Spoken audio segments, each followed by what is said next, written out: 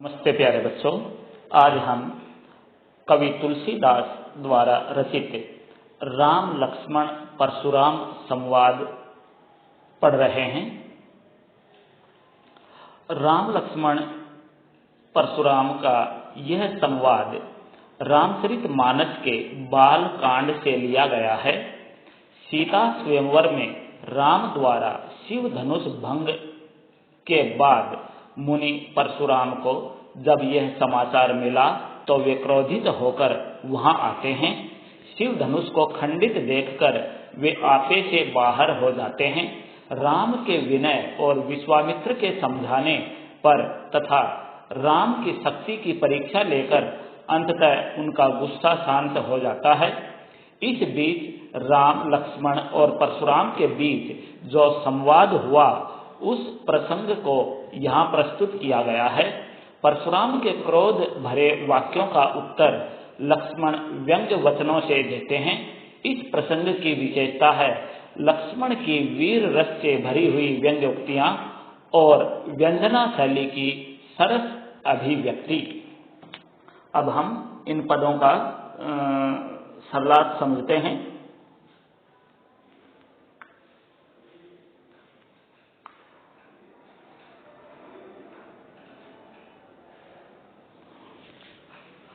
नाथ संबोधनो भंजनिहारा होई केऊ एक दास तुम्हारा। नाथ संबोधनो महाकवि तुलसीदास जी द्वारा रचित इस चौपाई में सीता स्वयंवर पर शिव धनुष टूटने से क्रोधित परशुराम का रौद्र रूप दिखाया गया है। ठीक है, यहाँ भगवान राम कहते हैं जब परशुराम जी क्रोधित होकर के वहाँ सभा में उपस्थित होते हैं, आते हैं, तो वे पूछते हैं कि ये शिव धनुष किसने तोड़ा है, किसने भंग किया है। जिसने भी तोड़ा है वह मेरे सामने उपस्थित हो जाए। उनके गुस्से से भरी हुई बातों को सुनकर के भगवान राम आगे आते हैं। वे कहते हैं नाथ संबोधनो भंजनिहारा, हे नाथ, हे स्वामी, संबोधनो शिव धनुष भंजनिहारा भंग करने वाला, होई केऊ एक दास तुम्हारा, तुम्हारा ही कोई दास होगा। ठीक है, आयसु का कहिए किन मोई। ठीक है, क्या आज्ञा है मुझसे क्यों नहीं कहते। आयसु का आप किस लिए आए हैं, कहिए किन मोही मुझसे क्यों नहीं कहते, अर्थात मुझे कहिए आपकी क्या आज्ञा है। सुनी रिसाई बोले मुनि को ही, सुनी रिसाई सुनी सुन करके ऋषि क्रोधित होकर के बोलने लगे। परशुराम क्रोधित होकर के भगवान राम की बातें सुन करके मुनि क्रोधित होकर के बोलने लगे। क्या बोले, सेवक सो जो करे सेवकाई, सेवक वह होता है जो सेवा का काम करे। सेवक सो जो, सेवक वह होता है जो करे सेवकाई, जो सेवा का काम करता है। अरी करनी करी करिए लड़ाई, शत्रुता का काम करने वाले के साथ तो लड़ाई ही करनी चाहिए। जो आदमी शत्रुता का काम करे, अरी करनी शत्रुता का काम करने वाला, अरी मतलब शत्रु, करनी मतलब काम करने वाला, करी करते हैं, लड़ाई लड़ाई, जो शत्रुता का काम करते हैं उसके साथ तो लड़ाई करनी पड़ती है।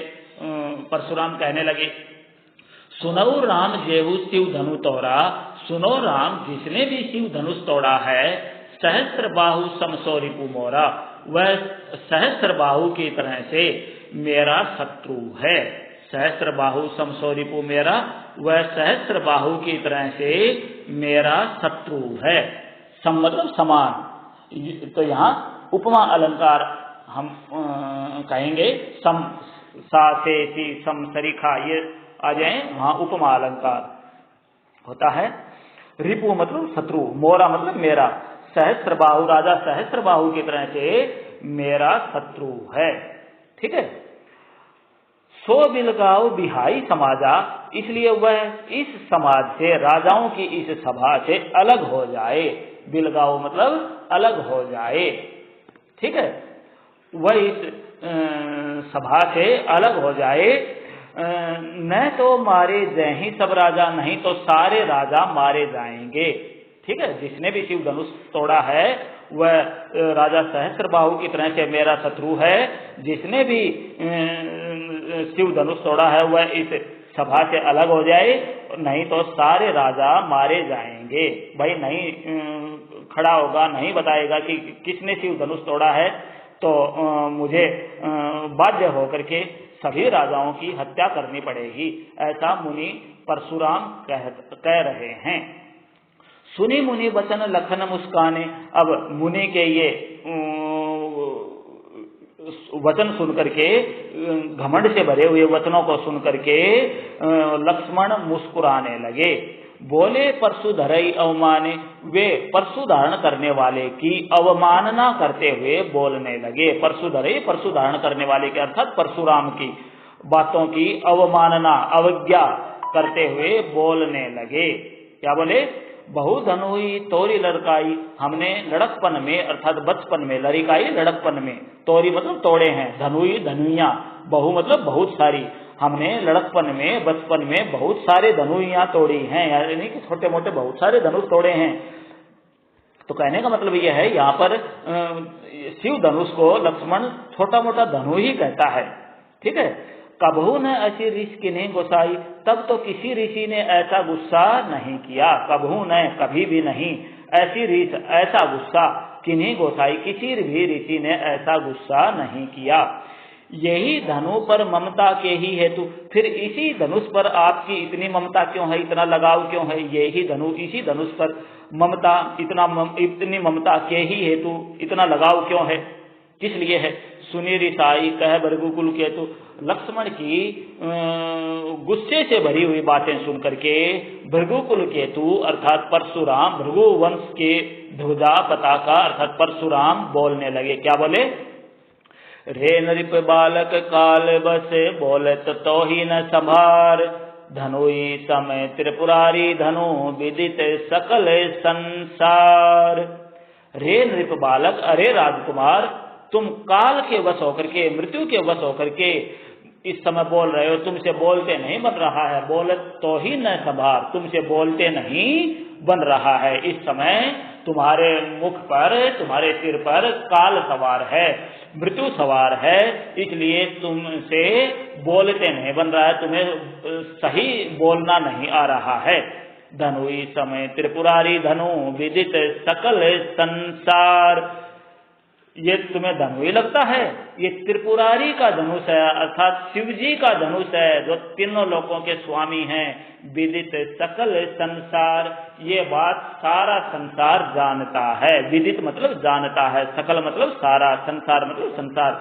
ये बात सारा संसार जानता है कि ये छोटा मोटा धनुष नहीं है, ये तीनों लोकों के स्वामी अर्थात शिव का धनुष है। तुम इसे धनुई, तुम्हें ये धनुई के समान लगता है। ठीक है, तो यहाँ पर ये आप छंद यदि पूछ लिया जाए इस कविता में छंद कौन सा है, तो नीचे की जो दो पंक्तियां हैं ये दोहा छंद है। रे नृप बालक कालवश, यहाँ दोहा छंद है, और ऊपर की ये चौपाई है। नाथ संबोधनो भंजनी हारा, ये पूरी के पूरे पद जो है ये चौपाई शैली में लिखा गया है, चौपाई छंद में लिखा गया है। रे नृप बालक, तो इन पदों की ही विशेषता है, चौपाई दोहा शैली है ये। ठीक है, पहले चौपाई भी है, हर एक चौपाई के अंत में दोहा लिखा गया है महाकवि तुलसीदास के द्वारा। ठीक है, भाई फाइल बड़ी होने के कारण मैं प्रश्नोत्तर नहीं पूछ रहा हूं, क्योंकि विषय अधिक हो जाएगा, इसलिए मैं आगे अगले पद का सरलार्थ समझाता हूं। आशा है आप ध्यान से देखेंगे। लखन कहा हंसी हमरे जाना, लक्ष्मण कहने लगे जहां तक हमने जाना है। लक्ष्मण ने हंसकर कहा, हंसी हंसकर कहा, हमरे जाना, जहां तक हमने जाना है। सुनो देव सब धनुष समाना, सुनो देव सारे धनुष एक समान होते हैं। का क्षति लाभू जून धनु तोरे, पुराना धनुष था, इसको तोड़ने में क्या हानि क्या लाभ। का क्षति, क्षति मतलब हानि, लाभू मतलब लाभ, जून धनु पुराने धनुष को, तोड़े मतलब तोड़ने में। ये तो पुराना धनुष था, पुराने धनुष को तोड़ने में कोई हानि लाभ नहीं है।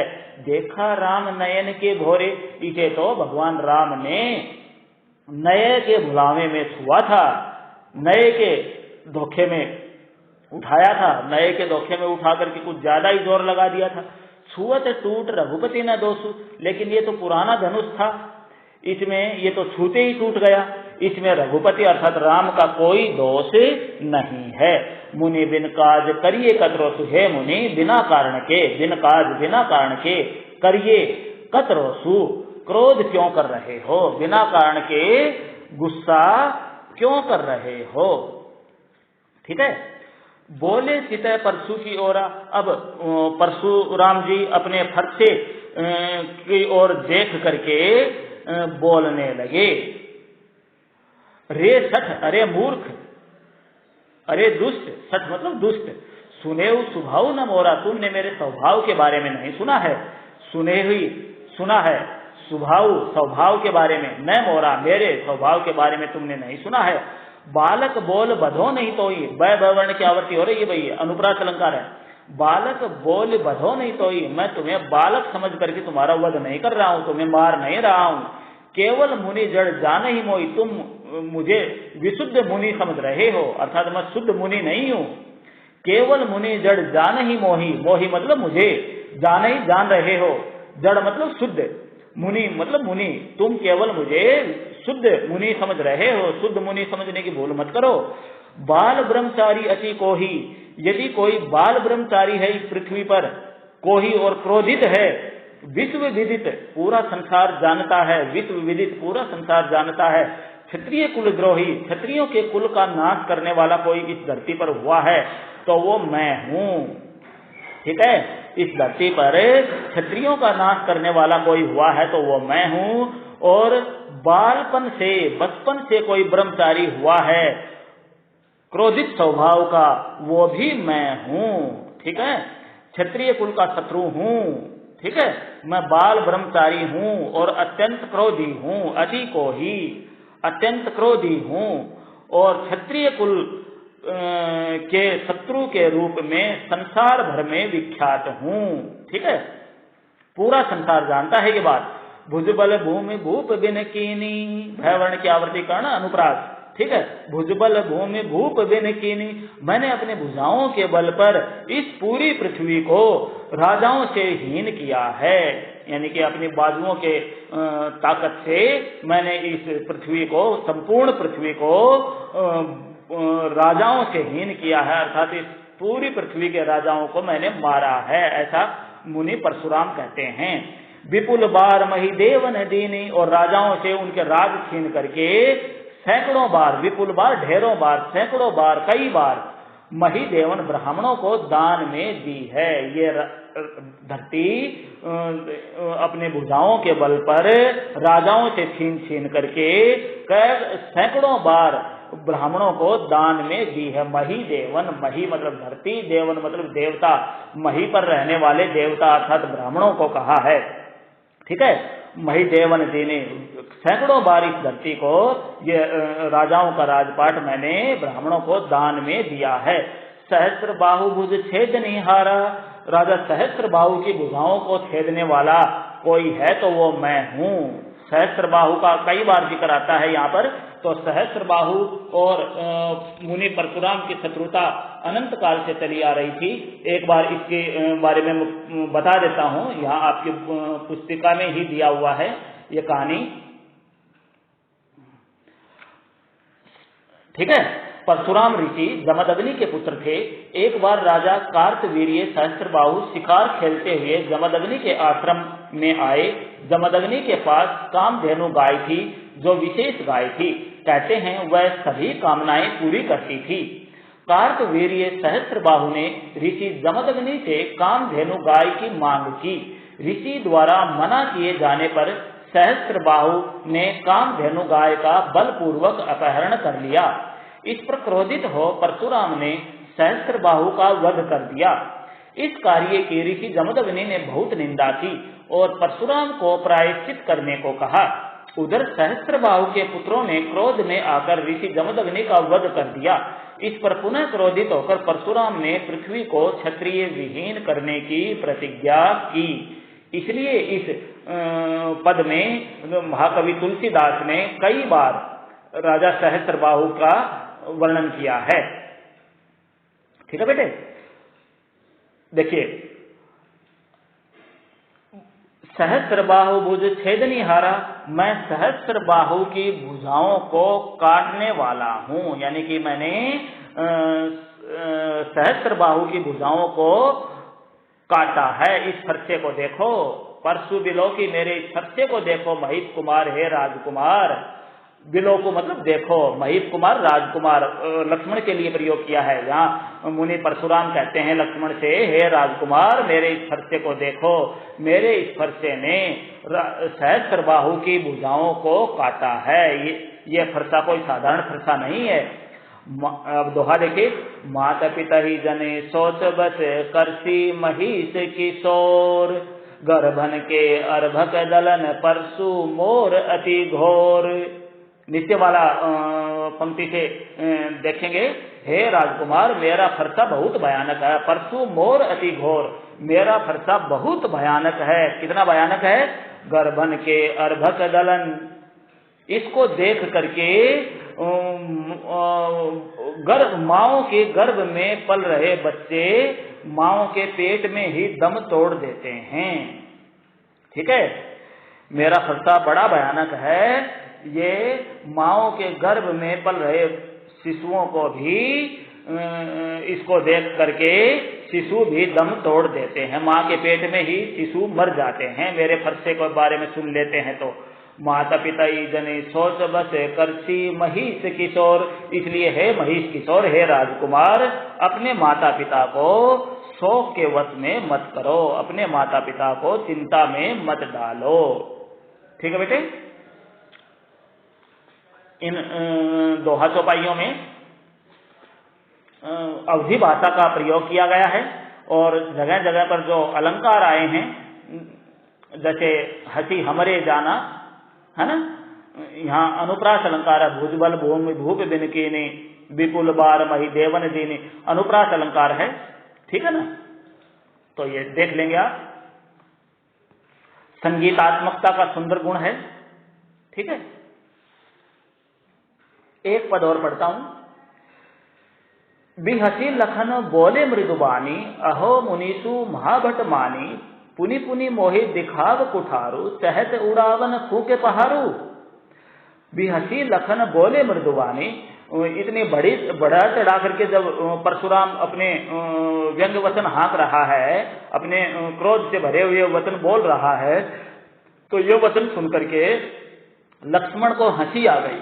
ठीक है, परशुराम के कटु वचनों को, बड़बोले पन को देख करके लक्ष्मण मुस्कुराने लगे और हंसकर कोमल वाणी में बोले मृदु वाणी, मृदुल वाणी में बोलने लगे। भी हंसी लखन बोले मृदु वाणी, लक्ष्मण हंसते हुए मुस्कुराते हुए मृदुल वाणी में, कोमल वाणी में बोलने लगे।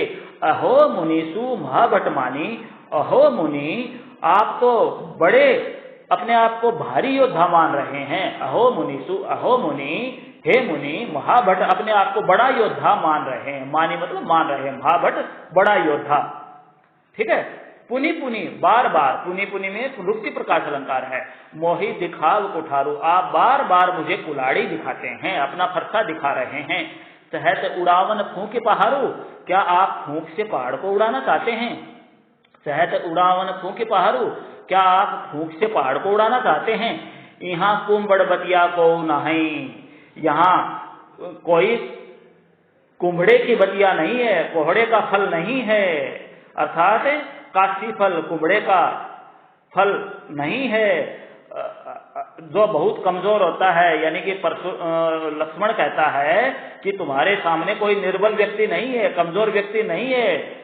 जे तर्जनी देख मर जाए, जो तर्जनी अंगुली देख करके ही मर जाता है। कहते हैं काशी फल की तरफ, कुंबड़े के फल की तरफ तर्जनी उंगली हम कर देते हैं, अंगूठे के पास वाली जो उंगली है उस उंगली को कर देते हैं, तो कहते हैं उसको देखते ही वो फल मुरझा जाता है, वो बेल मुरझा जाती है। तो निर्बल कहने का अभिप्राय यह है कि यहाँ पर तुम्हारे सामने कोई निर्बल व्यक्ति नहीं है।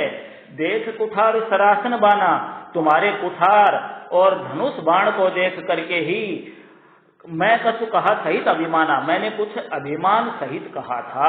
मैं कछु कहा, मैंने कुछ कहा है, सहित अभिमाना, अभिमान सहित कहा है।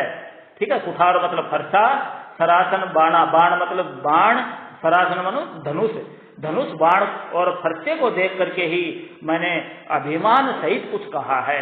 भृगुसुत समझी जनेऊ बिलोकी, भृगुसुत समझी जनेऊ बिलोकी। ठीक है, भृगुवंशी समझकर और यज्ञोपवीत देखकर, जनेऊ देख करके, यज्ञोपवीत देख करके, तो जो आप कह रहे हैं उसे मैं क्रोध को रोक कर सह लेता हूं। यानी कि भृगुसुत, यानी कि मैं जानता हूं कि आप ब्राह्मण के लड़के हैं, भृगु के पुत्र हैं। ठीक है, समझ करके और जनेऊ को देख करके, क्योंकि जनेऊ जो ये होता है यज्ञोपवीत जो धारण करते हैं वो ब्राह्मण ही धारण करते हैं, ऐसा माना जाता है। तो परशुराम कहते हैं कि इन्हीं को देख करके मैंने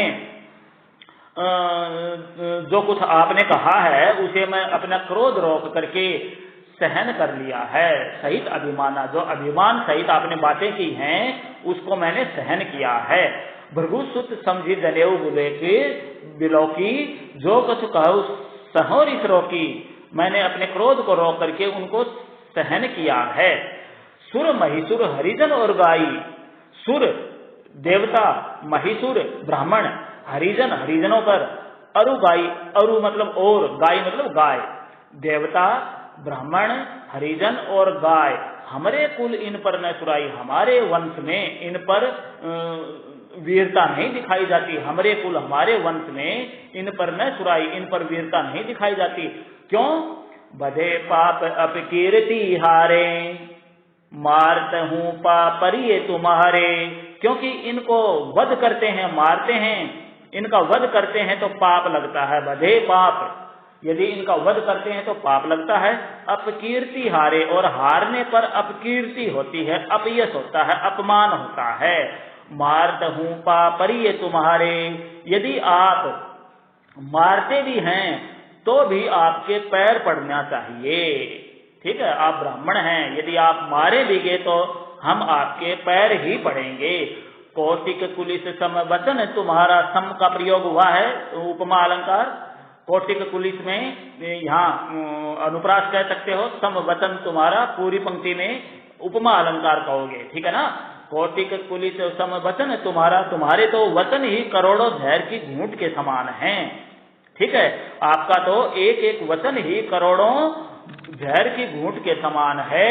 व्यर्थ धनु बाण कुठारा, आपने तो व्यर्थ में ही धनुष बाण और फरसा धारण किया हुआ है। आप तो एक एक बोली, एक एक वचन, कठोर वचन फेंक दो, सामने वाला अपने आप मर जाएगा। धनुष बाण और फरसा धारण करने की आवश्यकता ही नहीं है, इनको तो आपने व्यर्थ में ही धारण कर रखा है।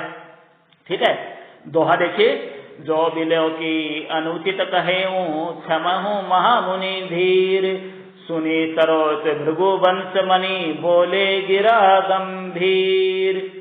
जो बिलो की, इन्हें देख करके, जो बिलो की धनुष बाण, ठीक है, को देख करके, बिलो की मतलब देख करके, अनुचित कहो, यदि मैंने कुछ अनुचित कहा हो तो उसे हे धीर महामुनि क्षमा कर दीजिए, क्षमा कीजिए। अनुचित कहे हूं, अनुचित कहा हो, क्षमा हूं, क्षमा कीजिए। महामुनि धीर है महामुनि, धैर्यशाली, शांति प्रिय, व्यंग कस रहा है। लक्ष्मण व्यंग उक्तियां बोल रहा है। ये लक्ष्मण को पता है कि महामुनि हैं, बहुत क्रोधी हैं, फिर भी उनको धैर्यवान कहता है, शील स्वभाव का कहता है। जो बिलो की अनुचित, तो आपके फरसे धनुष बाण को देख करके यदि मैंने कुछ अनुचित कहा हो तो हे महामुनि उसे क्षमा करें। सुनी सरोज भृगुवंश मणि, बोले गिरा गंभीर। लक्ष्मण के इन क्रोध से भरे हुए वचनों को सुनकर के भृगुवंश मणि अर्थात परशुराम जी गंभीर वाणी में बोलने लगे। गिरा मतलब वाणी, गंभीर मतलब गंभीर, बोले मतलब बोलने लगे। सरोज मतलब गुस्से सहित, लक्ष्मण की गुस्से सहित ये व्यंग्य उक्तियां सुन करके भृगुवंश मणि परशुराम जी अपनी वाणी को गंभीर करके बोलने लगे। क्या बोलेंगे भाई, हम अगले वीडियो में पढ़ेंगे। तब तक धन्यवाद।